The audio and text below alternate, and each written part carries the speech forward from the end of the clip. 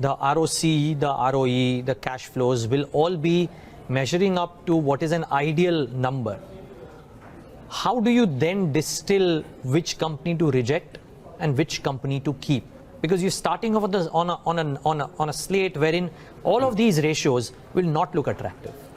Actually, I do not give much importance to this ROC and ROC and all, ROE and all. Across your investments? Yeah. You've never bought a stock based on these? Yeah, based on these, I never bought any stock. It should be reasonable. You cannot get a small company, you cannot get a ROC or ROE of 20 or 25.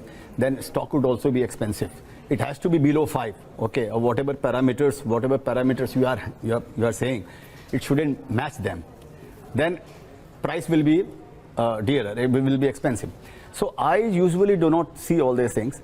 I see a couple of things only. One thing is which will come into that smile concept, which will cover in the smile concept. So I just only see that if the management is okay, all right, and they have a clean track record, and they have fire in the belly, and there is a potential, the company can grow its turnover year on year for next 10-15 years, then I can sit in this company for 20-30 years. Wow. So my approach is very simple. It's very simple approach.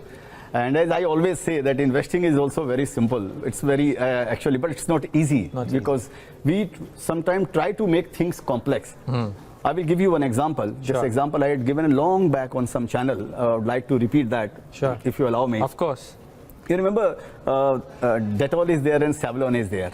Okay, both are doing the same thing. Okay, they are curing your wound. Okay, I read a long time back that market share of Dettol is somewhere around 80% plus, and Savlon is maybe 15% plus. Dettol is manufactured by Reckitt and Beckinsale, and Savlon made by Johnson & Johnson's. Both are world-class conglomerate.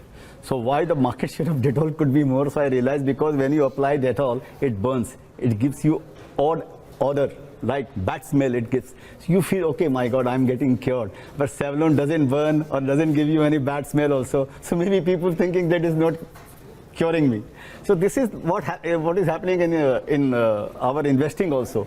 If I give you a lot of complex data, ye ho gaya, wo ho gaya, 50 data I will put in front of you, or ye wo, then you go mad. Small investors do not have that kind of capacity to understand those data. Okay, it is better than you invest through mutual fund. Okay, and don't bang your head in the market. So my approach, as per my education also, my approach is very simple. Even now? Even now also, yes. Forget financial jargon and drown in data. Investing ain't about numbers, it's about picking winners. Think like a shopper, not a scientist. Choose companies you trust with your heart, brands like Dettol that sting but heal. Look for passionate leaders with fire in their eyes, not just fancy ratios. Invest in businesses you believe can grow for years, ones you'd hold even when markets stumble. It's simple, not easy, like building a solid house, brick by brick. So skip the spreadsheets, trust your gut, and let your portfolio smile.